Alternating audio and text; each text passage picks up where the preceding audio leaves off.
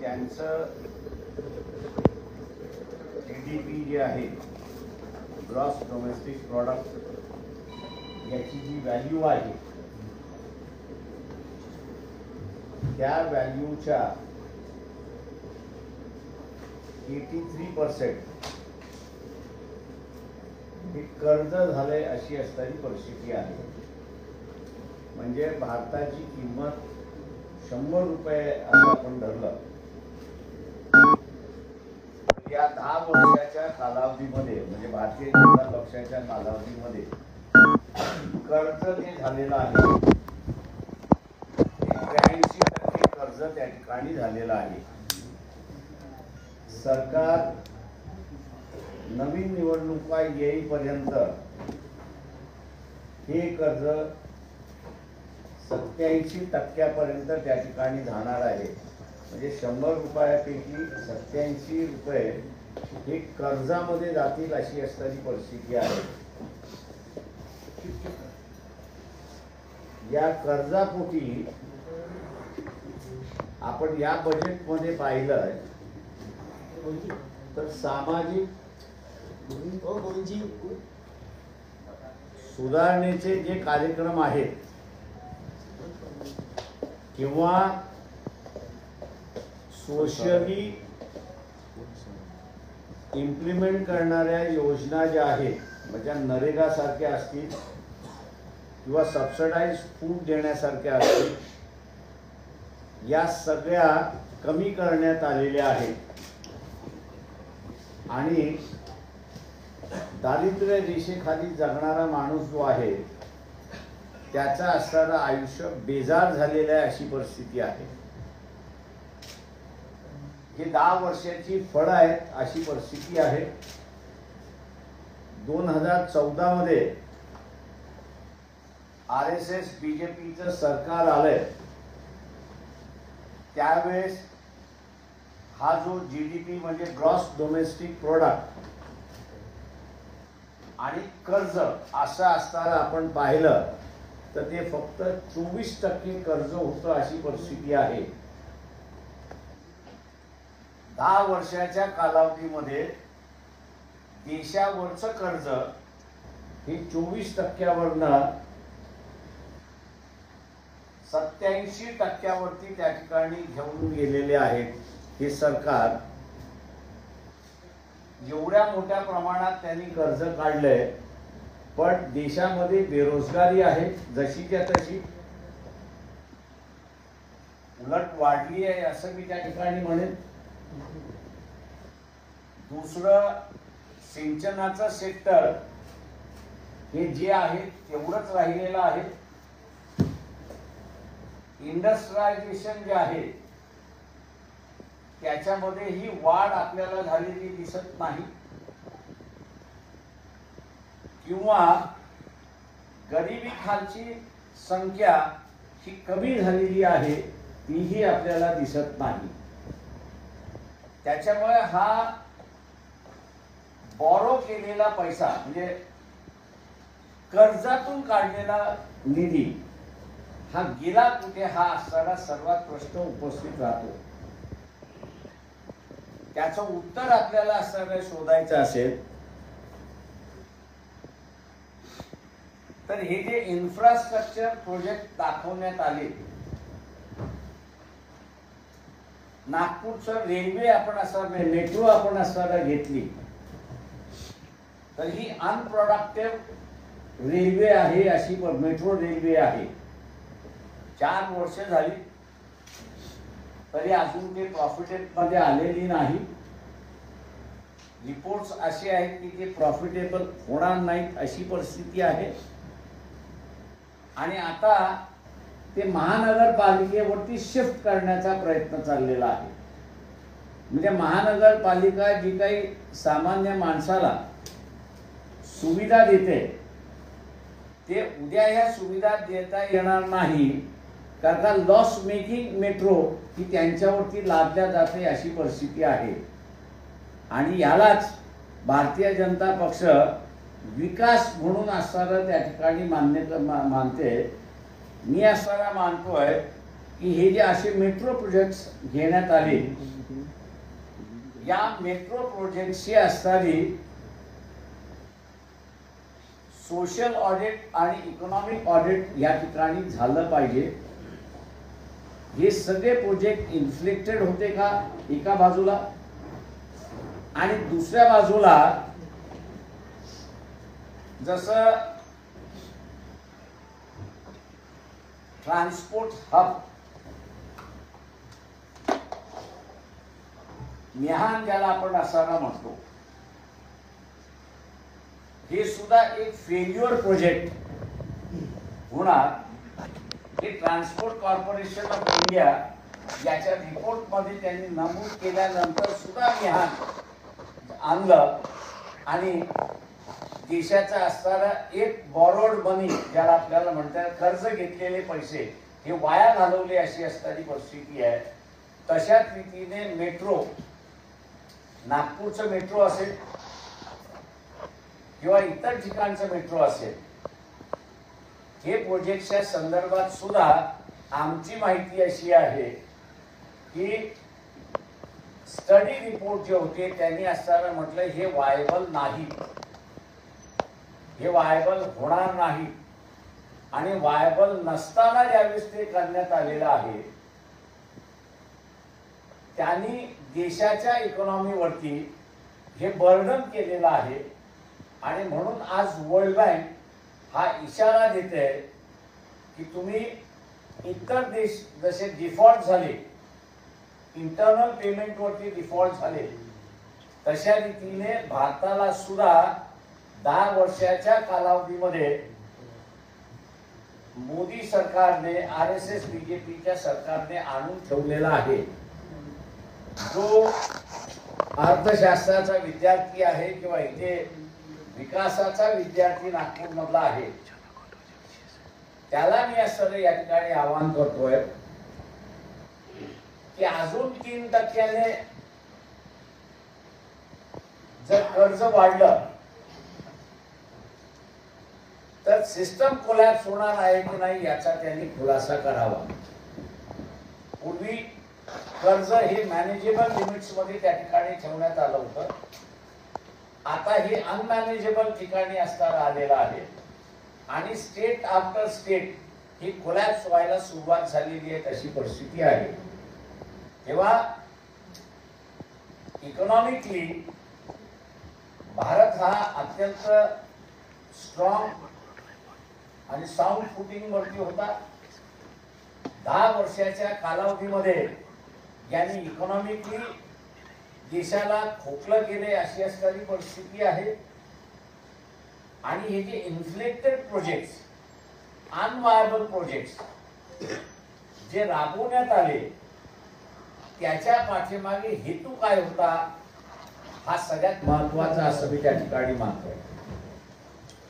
ज्यांचं सरकार आहे, RSSचं सरकार आहे, हे जॉग्राफिकल बाउंड्रीज मानत नाही, नॅशनल बाउंड्रीज मानत नाही, तर ते असणाऱ्या कल्चरल बाउंड्रीजची चर्चा त्या ठिकाणी करतात. तेव्हा ह्या कल्चरल बाउंड्रीज कुठेही त्या ठिकाणी जाऊ शकतात, त्याला सीमा नाही. आणि म्हणून ही कल्चरल बाउंड्री इस्टॅब्लिश करण्यासाठी इकॉनॉमिकली भारताला असणारा या ठिकाणी कमजोर करण्याचा डाव चाललाय का, हा मला वाटतं इथल्या विचारवंतांनी तपासला पाहिजे आणि बिफोर इलेक्शन लोकांसमोर मांडला पाहिजे, असं नागपूर मधल्या अनेक विचारवंतांपुढे मी आग्रहाची भूमिका या ठिकाणी मांडतोय, आपल्या माध्यमातून मांडतोय. ते रिॲक्ट होतील असं मी त्या ठिकाणी अपेक्षा धरतो. परंतु एक अपील सांगतो की देश हा इकॉनॉमिकली कोलॅप्स होण्याच्या उंबरठ्यावरती आहे अशी परिस्थिती आहे. आणि मग 4 दिवसापूर्वी पंतप्रधानाने वी आर साऊथ असं त्या ठिकाणी म्हटलेलं आहे, तो फॉलोनस असं मी म्हणतोय.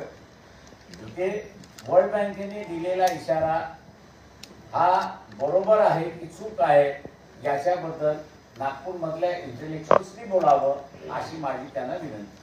माझं निवेदन संपलं. लोकसभा निवडणूक जवळ आलेली आहे. महाविकास आघाडीसोबत आपली चर्चा सुरू आहे. कधीपर्यंत आरोपण येईल आघाड्यांचा काय सांगा? आम्ही त्याही चर्चेमध्ये उपरे आहोत. त्यांची चर्चा होते पण ते आम्हाला बोलतात. आम्ही शेवटपर्यंत चर्चेमध्ये सहभागी होण्याचा आग्रह त्या ठिकाणी धरणार आहोत. मला जे काही दिसतंय त्या सगळ्या ह्याच्यामध्ये काँग्रेस आणि शिवसेना यांच्यामधला घमासान युद्ध चाललंय असं शब्द वापरला तरी होणार नाही. त्यांचं ते झालं की मग आमचं उपरेपणा संपेल असं मला वाटतं. मोटे तौर पे आपको कितनी सीट्स की मुझे मालूम नहीं है. मानने तो ये कहा है उसमें कि भैया अगर गिनती नहीं होती तो हम लोग जिन सीटों पे कंसंट्रेशन करने वाले थे उसकी सूची जो है वो हम लोग ने सबमिट की है. सध्याची चर्चा सुरू आहे आंबेडकर साहेब, ती तुम्हाला 2 जागा सोडण्याची चर्चा सुरू होत आहे. म्हणून तर मी म्हटलं ना आम्ही असं उपरे आहोत. तेव्हा आम्हाला किती जागा सोडल्या ह्या आपल्या कुठच्याच माध्यमातून आम्हाला कळते. तेव्हा आम्ही असं म्हणतोय की काँग्रेस आणि शिवसेना यांचं चाललेलं भांडण संपलं की आमचं उपरेपणा संपेल असं आम्ही समजतो. किती जागा अपेक्षित आहे आपल्याला? मी एवढं फक्त सांगू शकतो की मी इंडिपेंडेंट लढलो तर मिनिमम 6 जागा मी जिंकू शकतो अशा स्थितीत आहे. सर आपने मराठा नेता के ऊपर मराठा नेता मनोज जरांगे के ऊपर आपने जो लिया है टिकट मांगी है, जरांगे पाटिल के लिए आपने टिकट मांगी है. संजय राउत ने आपको कहा है कि वो नेता नहीं है. इस पे आपका स्टैंड क्या सर? हाँ किसी की राय होती है उस पर कभी टिप्पणी नहीं करना चाहिए. उसकी रखनी है तो टिप्पणी नहीं होनी चाहिए. आपण 6 जागाबद्दल इच्छुक हे आज मी म्हटलंय की आम्ही असं मिनिमम हा शब्द माझा महत्वाचा आहे. यांनी जर आम्हाला बोलवलं नसतं आणि आम्ही जर एक लढलो असतो तर आम्ही मिनिमम 6 जागा जिंकल्या असत्या. मी आज त्याचं स्पेसिफाय करणार नाही.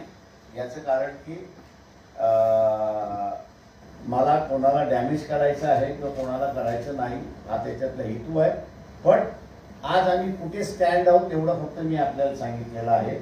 कदाचित उद्याच्या ह्याच्यामध्ये वाढ होऊ शकते अशी असणारी परिस्थिती आहे. सर हा हायपोथेटिकल क्वेश्चन आहे. पण महाविकास आघाडीत आले नाही तर किती जागा लढवण्याची तयारी? क्या मतलब है? क्वेश्चन चलेगा क्या लिखोगे वहाँ पे? क्या क्वेश्चन था करके उमेदवारांची तयारी केलेली आहे. त्याच्यापैकी जे मतदारसंघ आम्ही मेन्शन केलेले आहेत याच्यामध्ये त्याच्यामध्ये आम्ही पूर्णपणे कॉन्सन्ट्रेट करून बसलेलो आहोत. नेहमी माध्यमांमध्ये नेहमी तुमच्याबद्दल संभ्रम निर्माण झाला किंवा तुम्ही असं आहे की मला एक सासू नाही ना. दुर्दैवाने मी वंचित असल्यामुळे एक सासू नाही आहे. इथला इंटेलेक्च्युअल सासू आहे, इथला रिपोर्टर सासू आहे किंवा इथला असणारा मीडिया माझी असणारी एक सासू आहे, राजकीय पक्ष हे माझे असणारे सासू आहेत. त्याच्यामुळे 4 सासूंना असताना मला तोंड द्यावं लागतं याची परिस्थिती आहे. आंबेडकर साहेब आपण 6 जागा एकटे लढले तुम्ही जिंकू शकता. त्याच्यातून ईशान्य मुंबई, नांदेड, अकोला, मी कुठल्याही जागा मेन्शन करत नाही. कृपा करून आपण आपल्या तोंडातलं माझ्या याच्यात वळू नका. आज रामटेकला सभा होत आहे, तिथे आपण ताकद दाखवत आहे. तिथे काँग्रेस मी आज असं आपण म्हणाला तर एकंदरीत 10 मार्च पर्यंत 42 जागेमध्ये आम्ही असणारा जाहीर सभा घेतलेल्या आहेत.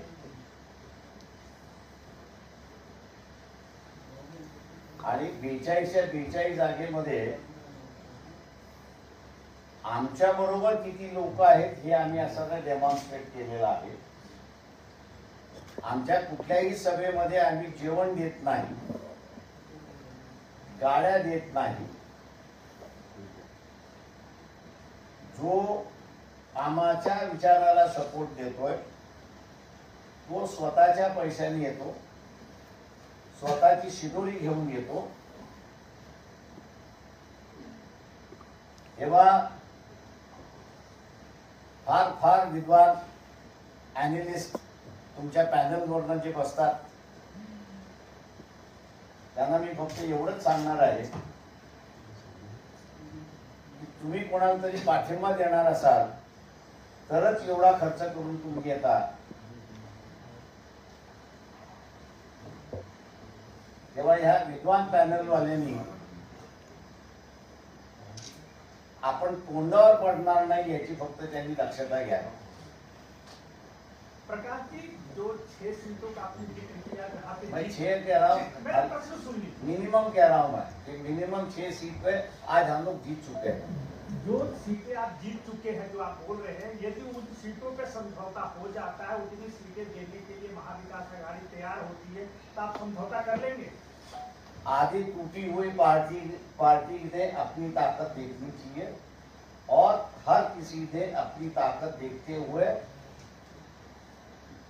सीट मांगनी चाहिए. ये ना हो कि मुर्गी हमने पकाई, हमारे हाथ में सिर्फ गर्दन आई और पूरी मुर्गी दूसरा ले गया, वो तो हम होने नहीं देंगे. पहले इसलिए कहा कि हम आखिरी मौके तक रुकेंगे, मिलजुल के खाएंगे, इज्जत से खाएंगे, किसी की भगाने की कोशिश नहीं करेंगे और किसी को दुखाने की कोशिश नहीं करेंगे. तो इसलिए हम आखिरी दिन तक रुकने वाले हैं. पार्टियां सर, तो दो तुम्ही टूटी सहा हैं। पार्टियां तो 2 टूटी है, तो 3 पार्टी की तरफ इशारा है। मैं टूटे हुए पार्टियों की तरफ मेरा इशारा है. सर, मैं घुमा फिरा के बात नहीं करता हूँ. 6 जागांवर आपण म्हटलं की एकटे लढण्याची ताकद आहे, पण अजून मी कोणत्या 6 नाही, मी असं 48 जागेवरती लढू शकतो, ताकदीने लढू शकतो. 6 आणि आज असताना या सगळ्या 48 जागा 48 जागांपैकी 2 जागा जर सोडल्या तर आज आम्ही असताना 2.5 लाखाची स्ट्रेंथ घेऊन बसलेलो आहोत. ते 2 कुठलं सोडलं तुम्ही?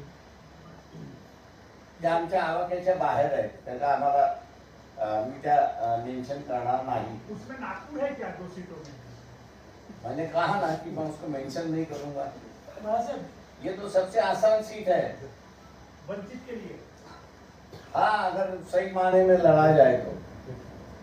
बाळासाहेब, आम्ही बघतोय गेले अनेक दिवस तुम्ही सगळीकडे फिरता, प्रचार करताय, पण जो महाविकास आघाडीतला सगळ्यात मोठा पक्ष काँग्रेस आहे, त्या तिथल्या लिडरशिपमध्ये अगदी टॉप लिडरशिप पासून खालपर्यंत जो निरुत्साह आहे आणि जे बेफिकिरी आहे, त्या सगळ्याचा फटका तुमच्या सगळ्या पक्षांना, जे कोणी सोबत येत आहेत त्यांना बसायचं वाटत नाही का?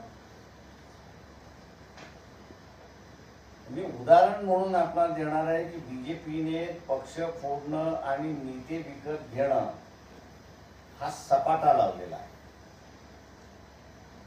आणि त्यातून भारतीय जनता पक्ष स्वतःची असणारी भीती व्यक्त करते असं मी त्या ठिकाणी मानतो. आणि म्हणून सारखं आम्ही 400 येणार, 400 येणार, 400 येणार, ही भीतीपोटी असणारा आकडेवारी त्या ठिकाणी सांगितल्या जाते, अशी असणारी परिस्थिती आहे. माझा सांगण्याचा मुद्दा हा की नेते तुम्ही विकत घ्याल पण मतदार तुम्ही विकत घेणार नाही. मतदाराने जे ठरवले ते तो करणार आहे. काँग्रेसचा कार्यकर्ता आपण जसं म्हणाला निरुत्साही नाहीये, नेते निरुत्साही आहेत, ही वस्तुस्थिती आहे.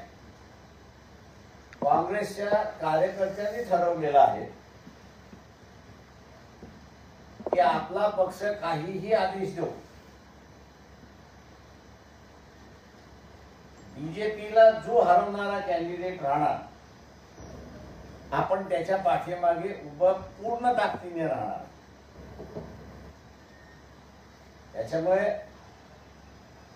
भारतीय जनता पक्ष जरी म्हणत असेल की आम्ही नेते विकत घेतले, तरी कार्यकर्ता आणि मतदार हा आज भारतीय जनता पक्षाच्या विरोधात गेलेला आहे, अशी परिस्थिती आहे.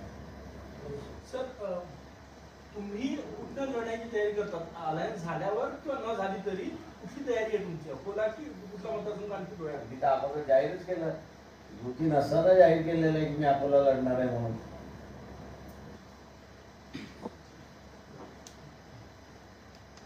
तर महाविकास आघाडीच्या नेत्यांकडून वारंवार असं बोललं जातं की ही ज्या गोष्टी आहेत 40 जागेवर सुरू आहेत आणि बोलणे झालेले आहे आणि वंचितचा सुद्धा समावेश आहे.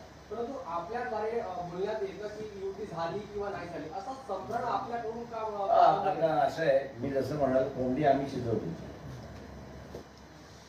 आणि शिजवलेली कोंबडी आम्ही म्हणतो की सगळ्यांनी मिळून खायची पाहिजे. पण पळवापळवी करणार असेल तर ती आम्ही पळवापळवी होऊ देणार नाही. ती इक्वल डिस्ट्रीब्युशन झाली पाहिजे हे आम्ही त्या ठिकाणी करणार. त्याच्यामुळे असारा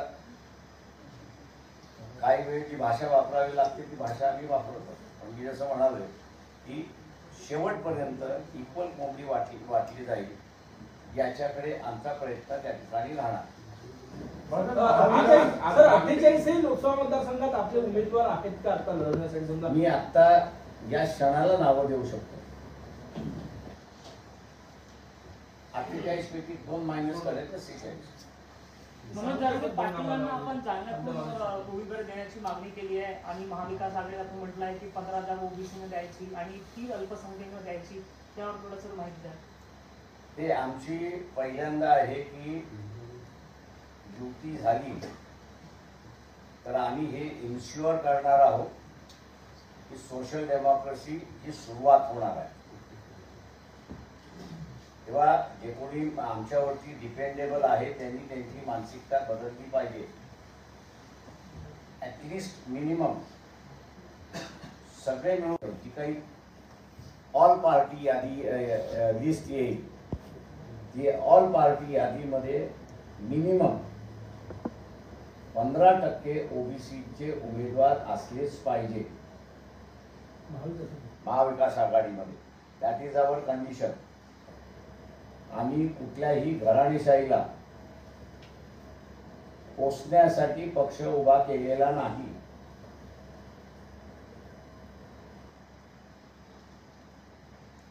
दुसरी कंडिशन मिनिमम 3 मायनॉरिटीजचे उमेदवार महाविकास आघाडीमध्ये असले पाहिजे.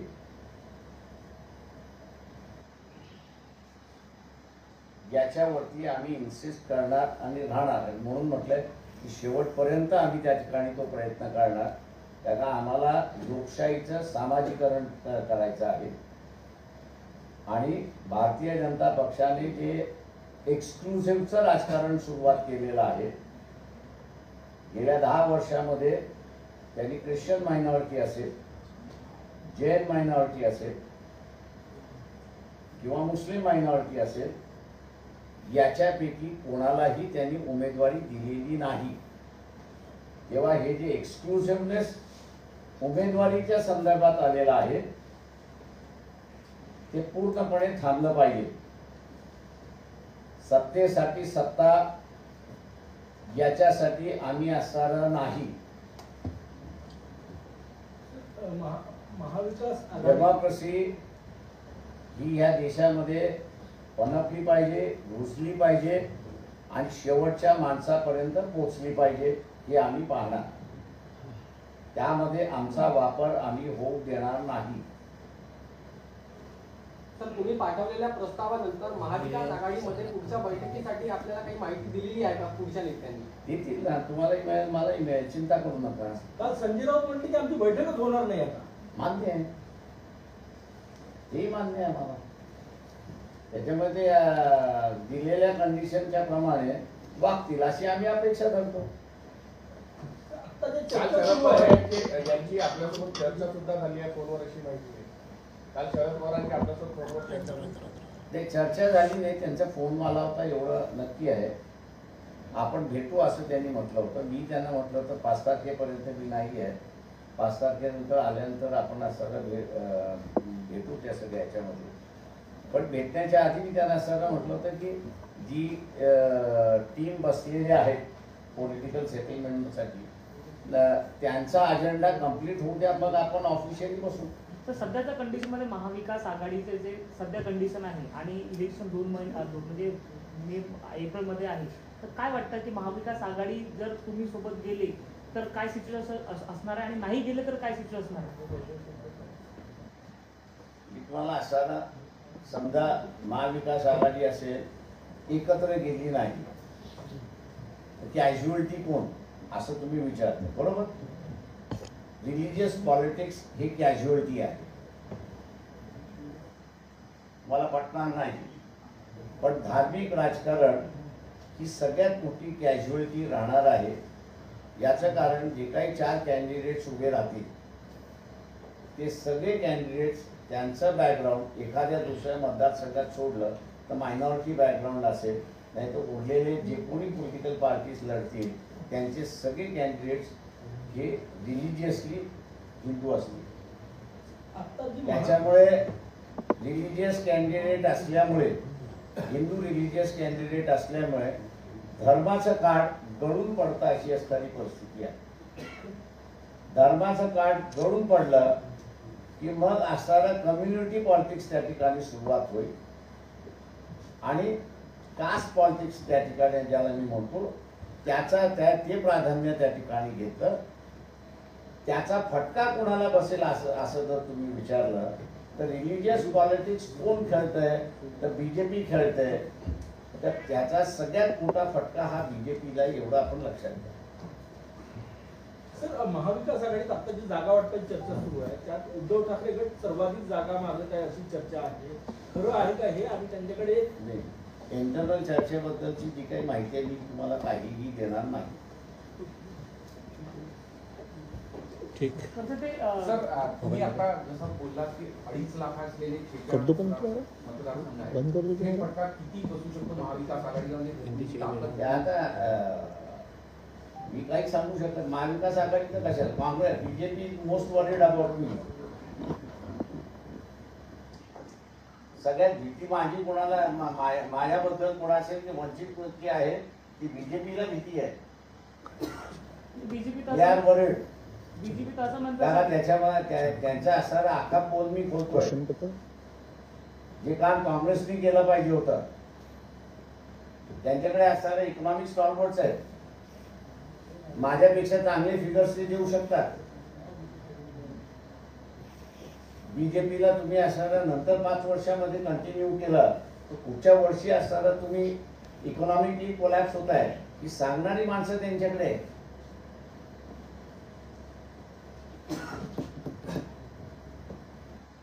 पण त्यांना ईडीचा साप सुटला, त्याला काय करणार आहे? त्याच्यामुळे आमचं थोडंसं तुटकं फुटकं नॉलेज आहे, त्याच्याबद्दल आम्ही मांडतो. बीजेपी असं म्हणताय की वंचितकडे वोट बँक आहे पण ते जिंकणार योग्य नाही, तितकं नाही आहे आणि त्याचा फायदा जे आहे मान्य आहे मला. बीजेपीला होणार. त्याच्यामुळे असं त्यांच्याकडे जर असतं तर ते माझ्याकडे कशाला आले असते?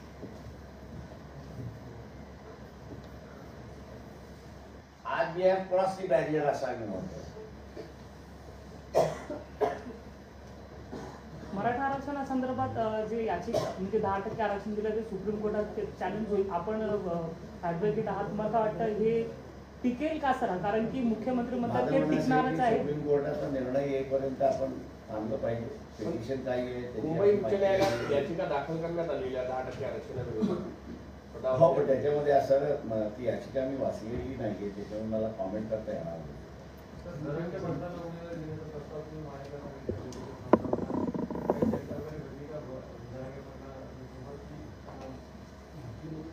नाही, बाहेर जी टीम गेली होती त्यांनी असं तो आग्रह धरला होता की आपण असा जरांगे पाटील यांना सर्व उमेदवारी दिली पाहिजे. त्याच्यामध्ये त्याची काय चर्चा झाली ही मला माहिती, मी विचार केली. तुम्ही म्हणाले की भाजपला सर्वाधिक भीती वंचितची भीती आहे काँग्रेसपेक्षा, तर भाजपने बदल केलाय. भाजपला एवढं माहिती आहे, म्हणजे आधीच भाजपला एवढं माहिती आहे की जोपर्यंत आयडिओलॉजिकली हे मोल्ड होत नाही किंवा आम्ही मोल्ड होत नाही तोपर्यंत योग्य नाही. सर, ज्या पद्धतीने महाविकास आघाडीमध्ये सध्या तिकीट वाटपाचं सुरू आहे तसंच महायुतीमध्ये सुद्धा सुरू आहे, काय सांगा?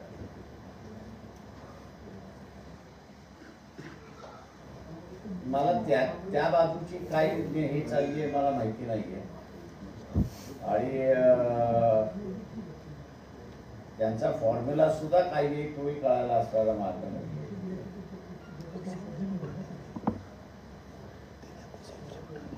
फक्त नावं आम्ही ऐकतोय की हा इकडनं जाणार तो तिकडनं जाणार अशी नावं आहेत. माझ्यानंतर की तो जोपर्यंत क्रीडा सेटल होत नाही तोपर्यंत त्यांची चर्चा सुरुवात होईल असं मला वाटतं. आज जिथे तुमची सभा आहे त्या ठिकाणी या पद्धतीने भाजपही जागा मागत आहेत आणि शिंदेगडही ती जागा मागत आहेत. तुमची सभा आहे तिथे आहे, तुमचा दावा आहेच एक प्रकारे. काँग्रेसही मागतो काँग्रेसही मागते, त्याच्यानंतर एनसीपी मागते.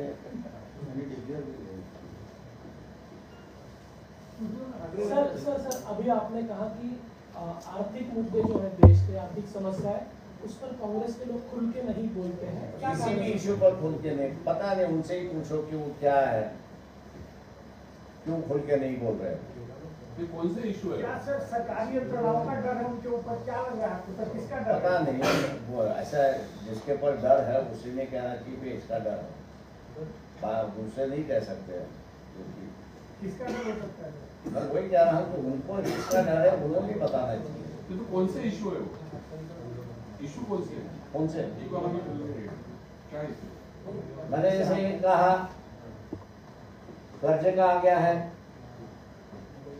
दूसरा जो है जो आपकी फ्रेंडली कंट्रीज है मॉरिशस जैसी, जहाँ पर तुम्हारे आर्मी बेस थी, आज मॉरिशस ने आपके सैनिक को वहां से हटा दिया है.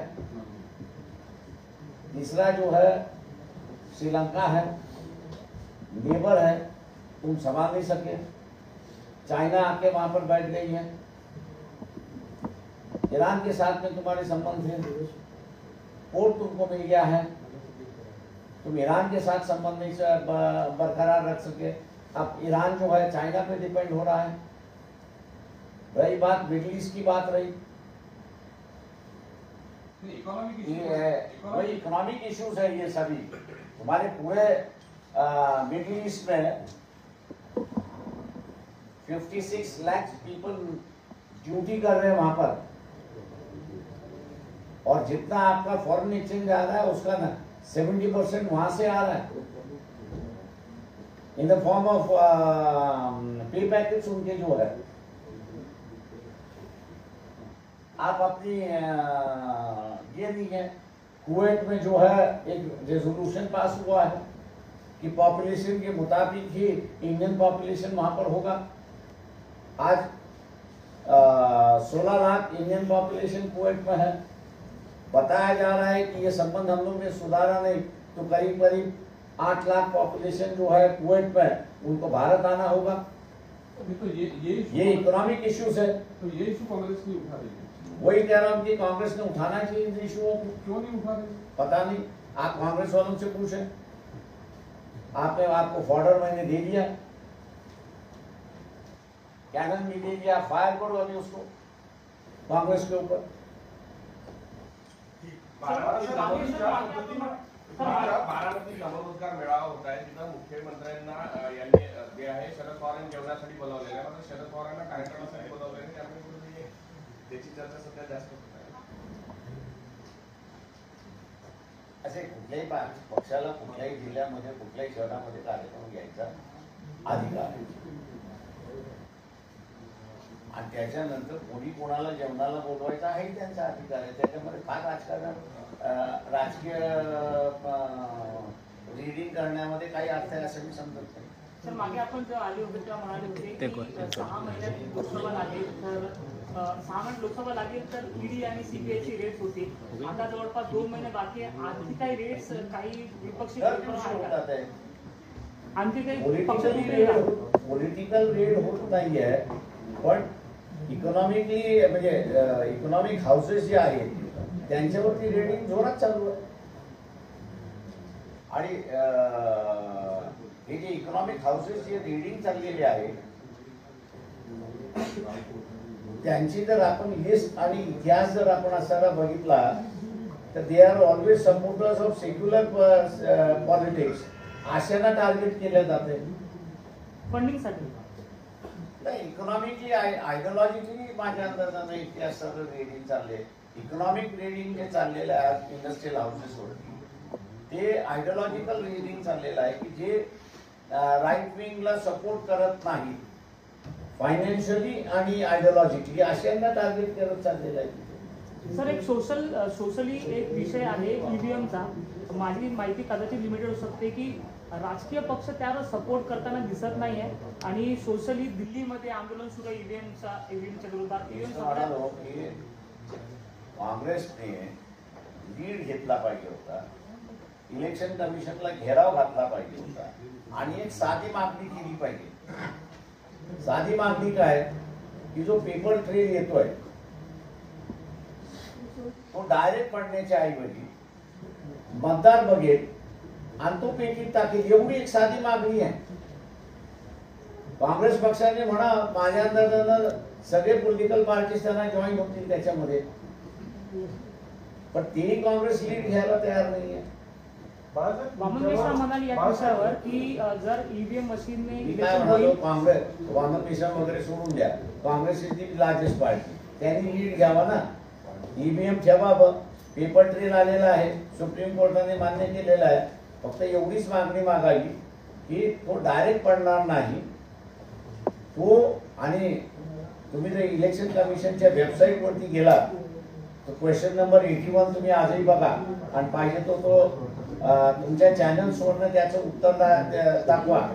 इलेक्शन कमिशन स्वतः म्हणतं की त्याला ह्या 4 गोष्टी दिसल्या पाहिजेत, त्याच्यामध्ये नमूद केलेले आहेत. आणि त्याच्यामधला एक की माझा सिम्बॉल व्यवस्थित पडला की नाही हा त्याला दिसला पाहिजे.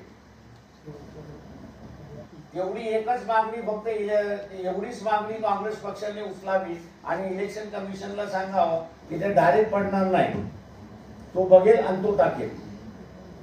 स्मॉल मागणी. ईव्हीएम बद्दलचा असणारी सगळी चर्चा बंद होऊन जाते. परंतु त्या पेपर ट्रेलची मोजणी सुद्धा होणं तेवढंच महत्वाचं आहे ना. हे मी पुढच्या ह्याच्यामध्ये आपल्याला सांगतो की उमेदवार काय करू शकतो त्याच्याबद्दल.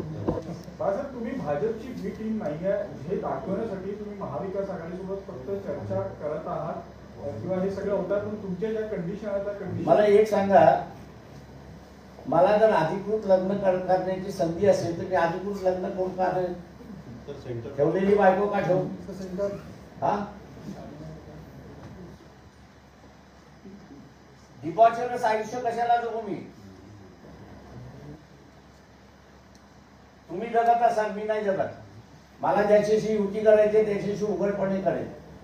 मी मागच्याही प्रेस कॉन्फरन्स म्हणालो, RSS म्हणाव की आम्ही असणारा पुजारी हे जातीवरती नाही, पण यापुढे जे युनिव्हर्सिटी स्थापन होईल त्याच्यातून पुजारी पण येईल आणि he only will have a right. त्यांनी मान्य करावं, मी त्यांच्याबरोबर बसायला तयार. ऑफर दिलं तर जाल तुम्ही? ऑफर नाही, मंजुरी होऊन कायदा करून झाला मी जायला तयार आहे.